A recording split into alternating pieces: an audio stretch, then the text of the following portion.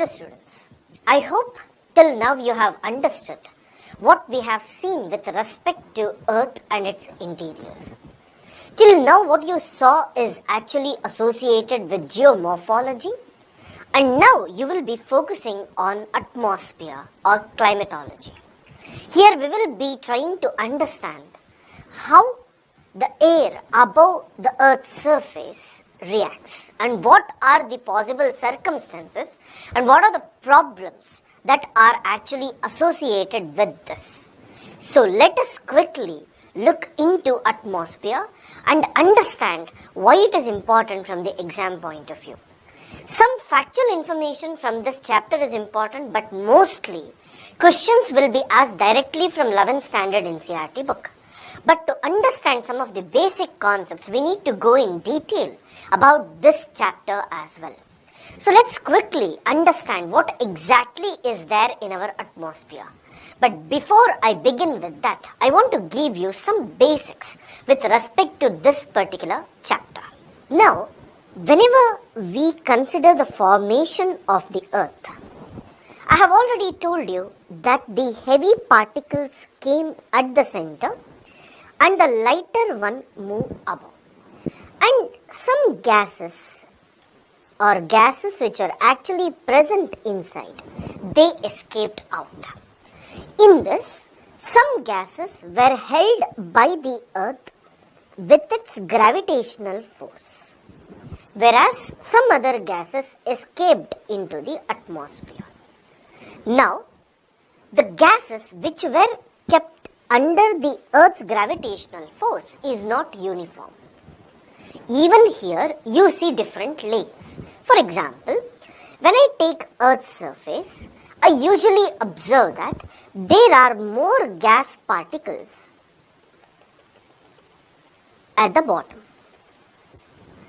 And as I move above, the gas particles reduces. Right? So, we usually see that near the Earth's surface, there are certain layers where you find mixture of air. Nitrogen, oxygen, everything is present. This layer is actually called as homosphere, where when you take any quantity of air, you usually see that the composition is constant. 78% of nitrogen is there, oxygen is there, carbon dioxide is there. All this will be present. But above this, you have heterosphere, where the composition varies. One layer will be oxygen, one layer will be nitrogen. Based on the weight of the molecules, you usually observe that layers are present. So this is heterosphere. Here homo and hetero doesn't mean you have multiple gases, so it is heterosphere, and you have only one layer, it is homosphere. No, that definition doesn't say. Here the thing what they are trying to say is, if we take some volume of air, we usually observe that the composition of air is constant in the homosphere, and as you move above, it will be different in the heterosphere. This is one. Second important fact that you need to understand is, if you actually take the Earth's atmosphere, more particles are present closer to the Earth. That is, if I take lower portions of the Earth's surface, we usually observe that you have high density of air. And as you move above, like this, density reduces, or we call low density of air. Why is this difference? This is because of the gravitational force. So why are you talking about this? I'll tell you what is the significance of this. Now, first important concept, that is, just take tire. Okay, and pump air into it. Right? Now, If there are less particles pumped in this, what will happen? The particles have enough space. They are far from each other. When they are far from each other, will they be hot? I'm not adding temperature, I'm not heating it. I'm just telling you that there is a tire and I'm pumping air into it. I have not pumped much. There is enough space. What will happen? Here we usually observe that temperature is less. But when I pump in more air, right? More air, then usually what happens? Spaces will be less available. So, between particles, pressure will be more. Because of this, what will happen? As more particles come together, we usually see temperature increases.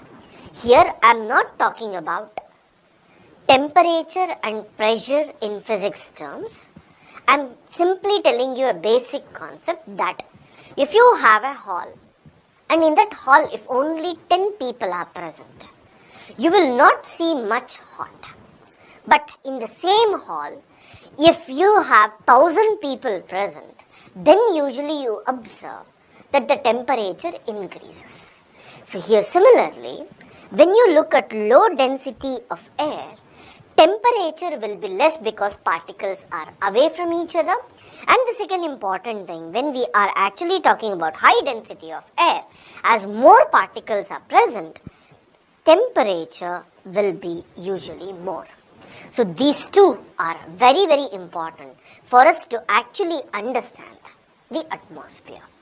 So here I am telling you that heterosphere, homosphere, then we are talking about temperature. Now here you can observe that the layers which are closer to the earth have more temperature and the layers above the earth have less temperature. Correct? When I am talking about less temperature means cold. When I am talking about more temperature means hot. Now, I have already told this example about the convection current, where with the help of water, I explained you the concepts. Similarly, when you are talking about a bowl which has water, when you heat it, right, the lower portion will get heated and it will be hot. The upper portions will be cold, correct? Hot rises, cold sinks, correct? Now the same thing happens in the atmosphere also. That is, hot air rises and cold air sinks. Second, I want to tell you that cold air is heavy. Warm air is light. Here I am taking second example. First, what I told you. When more particles are present, that is, if density of air is more, then temperature will be more. You understood this? Don't apply physics here. I am explaining with basic concepts that we talk about adiabatic temperature, adiabatic pressure, where without adding external temperature, we observe certain facts. That is, first just understand that in a room, you had only 10 people who were standing comfortably, no hot. But as I made more people to enter into the room, it became hotter. So with more density, more temperature. Correct? Second important thing. You might have actually observed of gas balloons. Right? You usually observe in the gas balloon there is fire present. How does the balloon move? The balloon moves because the air inside the balloon is heated. There will be fire, it is heated. Whenever air is heated, usually air moves above. Correct? So whenever I heat the air, air moves above. So here, when air moves above, this balloon also moves above. This is what we usually say. Warm air, that is hot air, is light and it moves up. Whereas cold air is heavy and it sinks.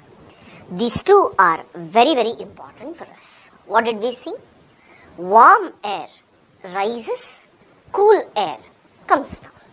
So this is what air circulation is all about. Correct?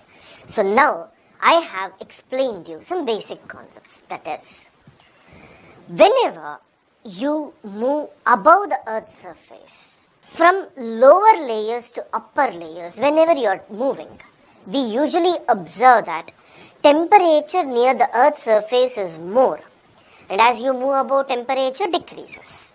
Second important thing, what I told you is, warm air or hot air is lighter and it rises above. Cool air is heavier and it sinks down.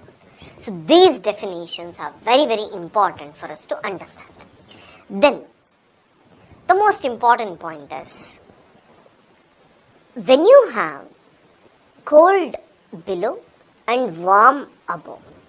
Another example, warm below and cold above. Right? Here usually you observe that in this case, right, cold which is heavy is below, warm which is lighter is above. So mixing is less. But here warm is light, cold is heavy. So usually what happens? Cold will come down, heavy will move up. So here mixing is more. So what did we understand? We just understood that with increasing height, if temperature decreases, that is, hot is below, cold is above, then mixing or circulation is more. This is the phenomena that we usually observe in the lower atmosphere or troposphere. But as we move above, you have other layers where we call it as stratosphere. And here what happens? With increasing height, temperature increases. That is, cold will be below and warm will be above. So this atmosphere, mixing is less. Here mixing is more. So we call it unstable. And here we call it stable. All these words are very, very important for us to understand this particular chapter. So let's quickly get into the chapter and see what are these concepts. The first major thing that you need to observe in this chapter is, without this blanket of protection, we would be baked alive by the heat of the sun during the day and get frozen during night. What is the meaning of this particular statement? It says that sun's insolation heats the earth's atmosphere or earth. When we actually consider the earth, sun is the main source of insolation. And it is believed that sun's rays are very small. So even though if you have carbon dioxide, clouds and all, not everything is absorbed. So most of it will come and fall on the earth. Now earth gets heated up. You know that every heat object or hot object emits certain radiations out to become cooler. Right? Just take the example, you have a hot tumbler, and if you go closer to it, it will be hotter, but you can feel that it is emitting after a particular point of time. If you stop heating it, why does the tumbler cool on its own? You have a cup of tea, why does it cool on its own? because it emits certain radiations. Similarly, every hot object has the property to emit radiations and become cool. Earth also emits radiations and it wants to cool. Morning also it emits, evening also it emits. Morning, it absorbs more, emits less. In the evening, when sun sets, it absorbs less, emits more. So, in the night, it cools quickly because it is emitting continuously. Whereas in the morning, it takes time because it is absorbing sun's rays continuously. So, Earth also will emit back its radiation. Now, what will happen? As the radiation of the Earth comes out, we usually see that the wavelength of the particles are usually more. Because of this, carbon dioxide and others usually absorb these heat waves. So, Earth radiation is absorbed. Let me take here. Earth radiation is absorbed by carbon dioxide. Carbon dioxide becomes hotter. Now, every hot object has a tendency to emit. So, it emits back something here. So, again this comes and falls on the Earth. Again radiation happens. Let me take, there are more carbon dioxide present. Again the process continues. Can you see? Heat, whichever came from the sun, is not being allowed to escape completely, but we are usually observing that it is absorbed by the carbon dioxide and it is actually holding the heat here itself. This is actually called as greenhouse effect. If you actually move to countries like Norway, Sweden, Scandinavian countries, usually closer to the poles, we observe that sun's rays are very small in this region. Due to this, what happens? They usually create a chamber, glass chamber. Plants and all will be there, right? Now, the plants require more temperature to sustain. Now, here what they do?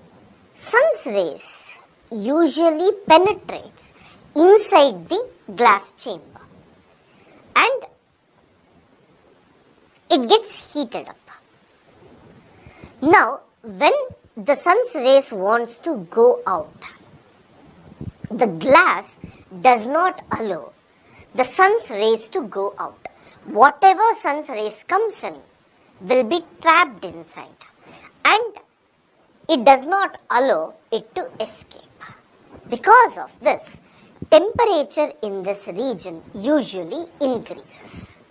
So, even though sun rays are limited, as it is trapped, we usually observe that it will usually have hot or more temperature for longer period of time.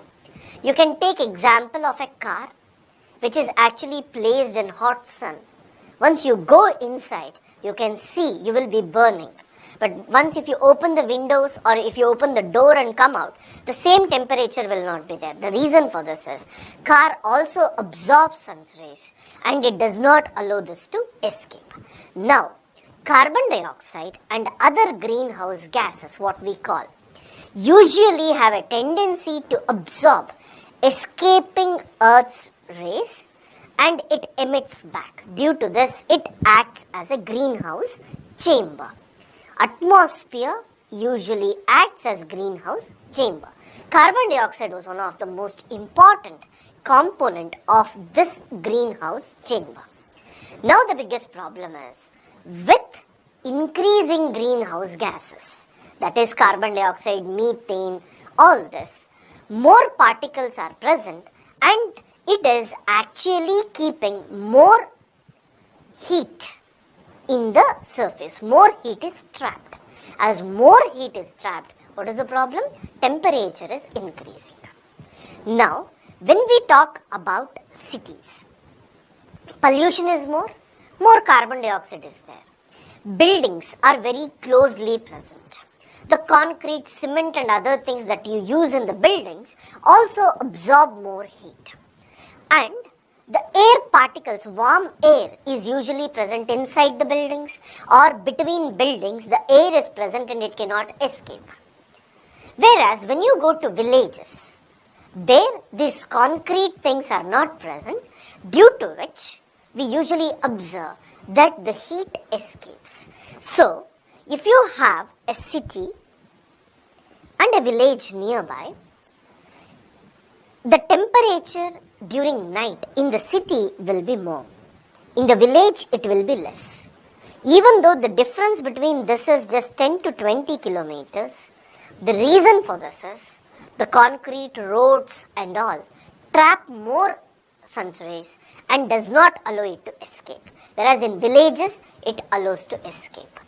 Because of this, the urban areas experience more temperature. We call it urban heat island. Why? In the urban area, the heat is trapped. And it is only an island because the surrounding areas are cool. Only the urban area is warm. Right? So let's quickly see some important definitions here. Carbon dioxide released in the atmosphere creates a greenhouse effect by trapping heat radiated from the earth. It is called as greenhouse gas. I have already explained this, and it was very, very important initially because earth would have frozen in the night if carbon dioxide was not present. But now with more carbon dioxide being present, it has become a global warming issue. Now, when we talk about composition of the earth or atmosphere, we are actually talking about certain gases that are present. First, let us look at nitrogen, which is actually almost around 78%. The air we inhale has nitrogen present in it. But fortunately, our body cannot absorb this. Only we use oxygen and exhale nitrogen out. Even plants require nitrogen. They inhale it, but they too do not have the capacity to use it. So they are actually dependent on bacteria which can convert the atmospheric nitrogen into the nitrogen which is absorbed by the plants. That's why nitrobacteria, some bacteria are very, very important. You go for leguminous plants in between the crops just to ensure that these crops trap the nitrogen and make it available in soil in such a way that other plants can absorb it. Right? Nitrogen is an important factor. Second important, you are all aware about oxygen, which is available plenty. Both plants and animals require it. And plants require carbon dioxide for photosynthesis and they emit oxygen out. So plants actually try to maintain a balance of oxygen. Unfortunately, whenever we cut more trees, then the oxygen releasing capacity is reduced and the imbalance is usually seen in the atmosphere. Now, do you know, again they are talking about when air is heated, it expands, becomes lighter and goes up. This I have given you. You have to write down this particular point. Cold air is denser and heavy. So that is the reason it sinks. When hot air rises, let me take air was present here. This raised up. Now there is vacuum here, cold air comes in. So here, when hot air rises, cold air from the surrounding area rushes to fill in the gap. That is how air circulation takes place. This is what we have to look.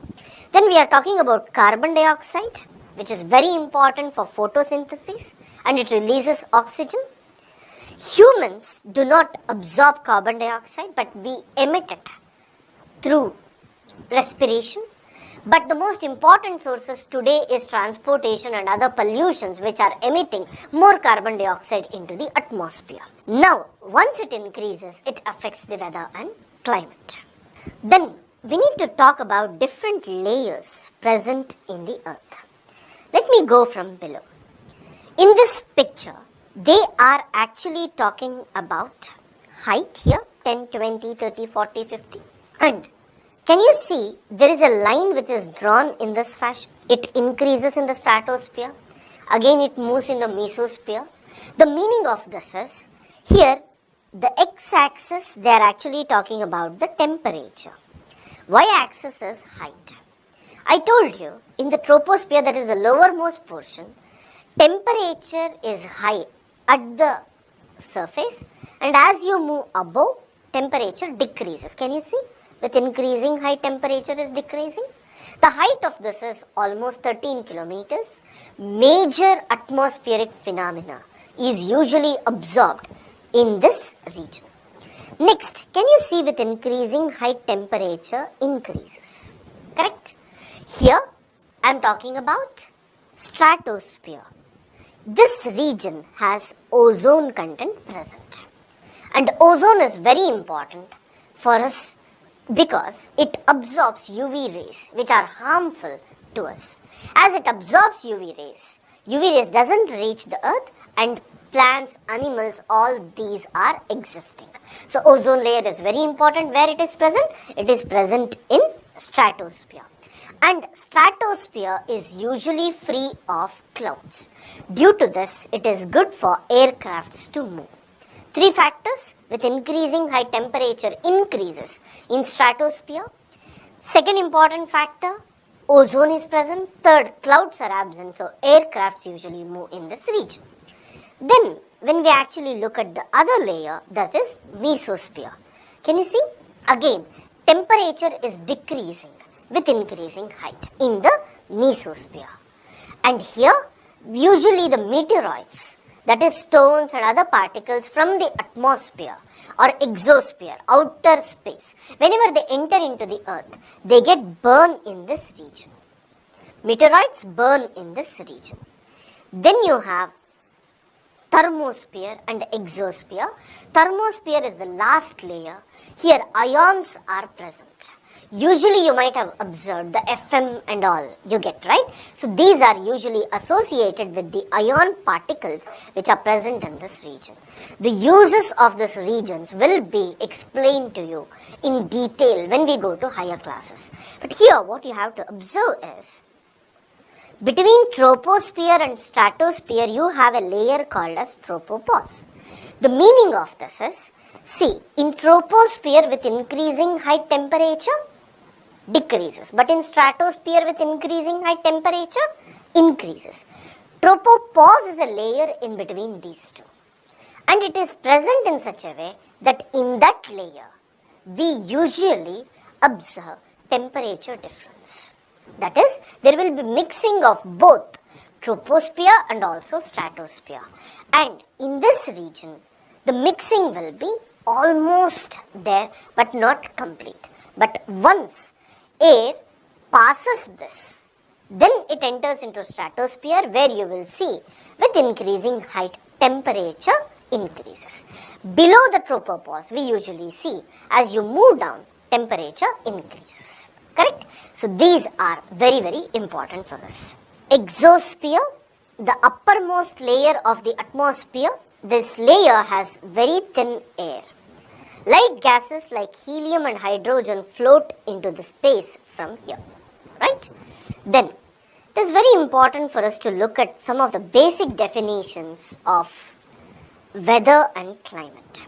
You should be knowing that weather is the hour-to-hour or day-to-day condition of the atmosphere. But when we talk about the average weather conditions of a place for a longer period of time, it represents climate. Weather is a short phenomena on a particular place.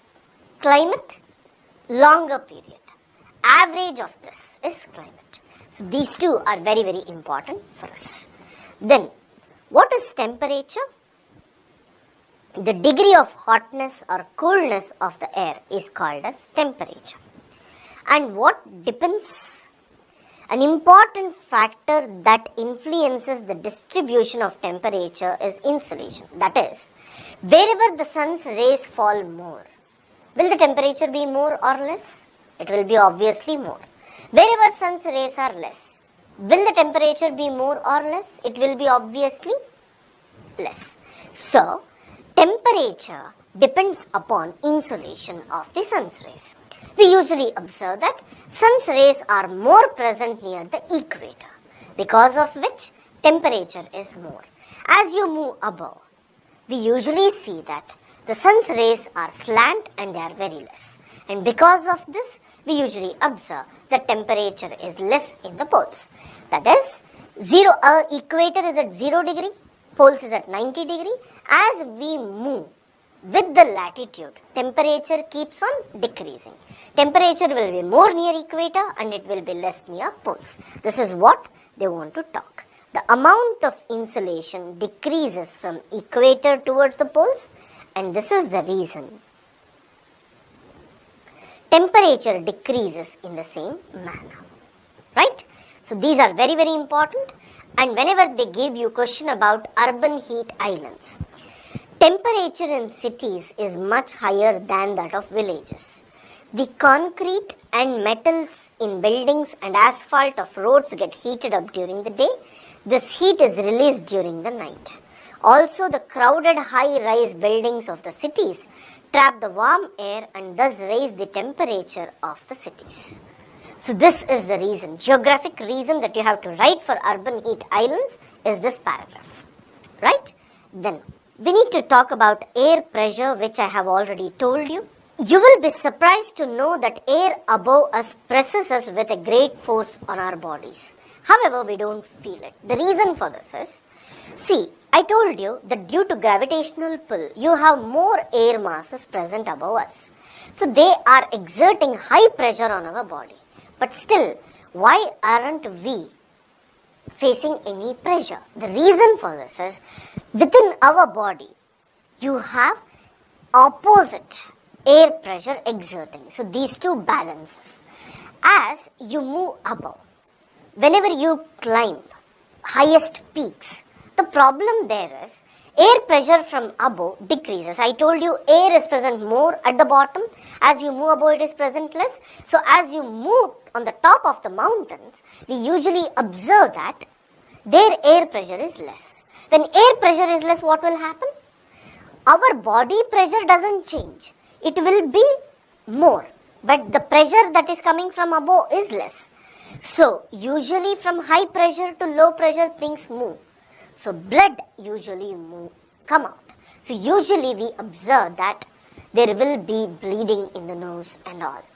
The reason for this is difference in the air pressure. So similarly, in moon, when you go, there is no atmosphere present. There is no air pressure.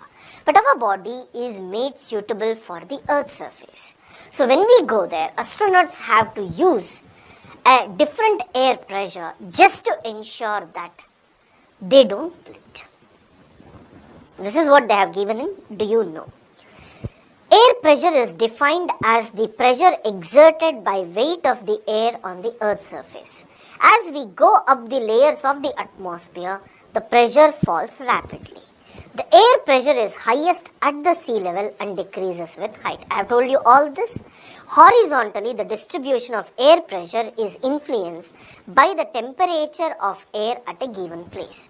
In areas where temperature is high, the air gets heated and rises. Correct?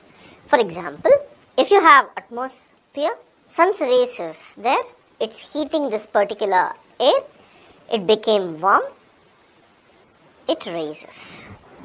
Now, when the air rises above, will there be more pressure on a person who is standing here, or if the air is coming below and if there is a person standing, will he experience more pressure?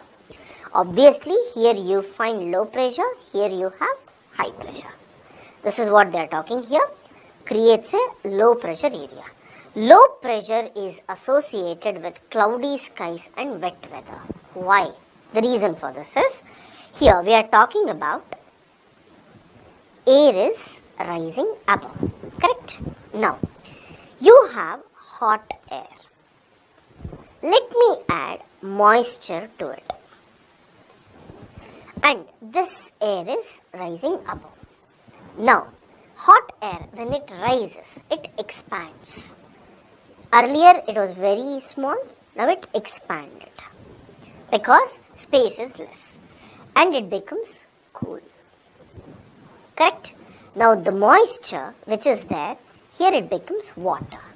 If you further move above, it becomes cold and it becomes ice. Right? So whenever air moves like this, as temperature decreases, you usually find moisture becoming water and water becoming ice. But whenever air moves like this, ice becomes water, water becomes water vapor. So which is more desirable? This is more desirable. Can you see here? Low pressure is associated with cloudy skies and wet weather. This is the meaning. In areas having lower temperature, the air is cold. It is therefore heavy. Heavy air sinks and creates a high pressure area. I have already told this. High pressure is associated with clear and sunny skies. Very, very important for us. Right? I told you, whenever the air moves below, you won't have clouds. But whenever air moves above, you will have clouds. The air always moves from high pressure areas to low pressure area. This is a basic concept, that air moves from high pressure to low pressure. Then air, whenever it moves from high pressure to low pressure horizontally, it is actually called as wind. Right? Air, whenever it is moving from high pressure to low pressure, it is called as wind. You can see wind at work as it blows leaves and all. No need to think much. Usually this fact is important. A wind is named after the direction from which it blows. That is, if a wind is blowing from west, it is called as westerlies. Not to the direction it flows, but from the direction where it originated. Okay? Winds are actually differentiated into three types. Permanent winds. That is, these are present on the earth's surface throughout. Examples of this are trade winds, westerlies and easterlies. I have not explained this. It takes at least 1 hour for me to explain the entire process, but just understand. Permanent winds are permanently present on the earth's surface. In higher classes, we will be going in detail. Seasonal winds. It keeps changing. For example, monsoons of India. Right? Remember this. Local winds. If you go to the coastal areas, right, we usually observe that during day, sun's rays fall more on the land, or land absorbs more heat. Water, even though it absorbs more, water as it is spread, it will have less impact. Let me explain this particular concept in detail. I have land and I have water. Sun's rays are falling on both. Now, land do not allow sun's rays to penetrate deeper. So, same amount of heat is present in this particular portion. But when I am talking about water, now this portion of water gets heated, but water allows it to move. So due to this, we also observe that more area or more volume is heated. Less volume is heated, more volume is heated. Now, here you usually see high temperature. Here you usually see low temperature. Correct? Now, whenever you have high temperature, air is heated. Correct? Whenever air is heated, it moves up. So if I am talking about land and ocean, here I have land and here I have ocean. Air is moving above, low pressure, and here it is cold comparably. So I have high pressure here. It is coming down. From high pressure, it moves in this way. Low pressure moves up. Again, it moves in this direction. This cycle is seen. So usually we observe that during day, we get winds blowing from ocean to land. In the night, what happens?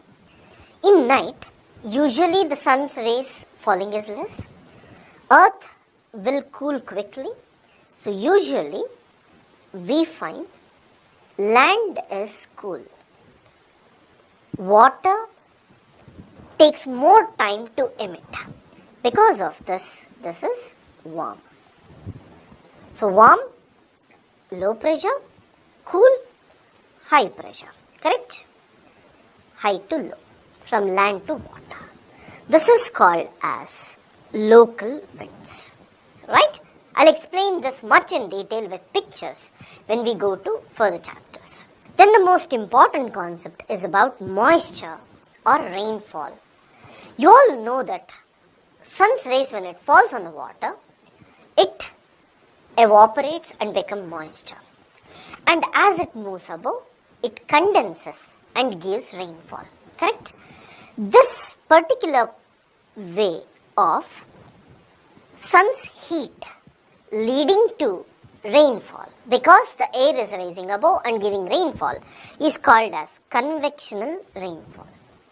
There is another process, that is, just remember that if there is any process on the earth which makes air to move above, all these will actually lead to rainfall. Why? The reason for this is, air when it rises above, it cools and it gives rainfall. One is because of the temperature. It heats, so warm air rises, cools and it gives rainfall. Second, let me take you have mountain. Air came and hit this. So air started moving above. So when air started rising above, it cools and it gives rainfall. This is called as orographic rainfall. Now once it crosses, what will happen? It will come down. Whenever air comes down, what will happen? We usually see that there is no rainfall. Winds are blowing towards the mountain. This is called as windward side. And this gives heavy rainfall. And when it is coming down, we call it leeward side. And here, less rainfall, or we usually say no rainfall. This is called as orographic. And when you go to 60-degree latitude or so, here we usually see that cold air from poles, because poles are cooler, and warm air from equator, because equator is hotter.